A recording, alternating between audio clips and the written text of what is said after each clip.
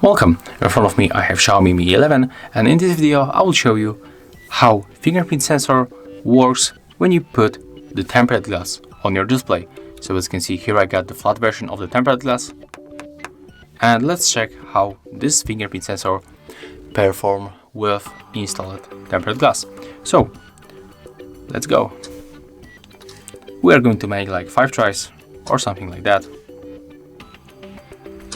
As you can see right now, it recognizes our fingerprint per time, so it's really good.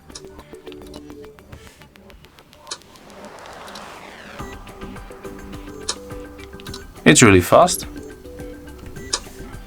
I think it's a little bit slower than in OnePlus 9 Pro, but still is one of the fastest sensors that I have ever used.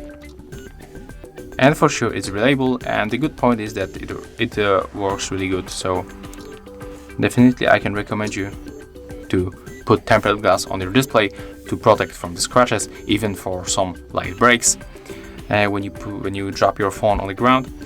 And the fingerprint sensor will be still works when you put on it the tempered glass.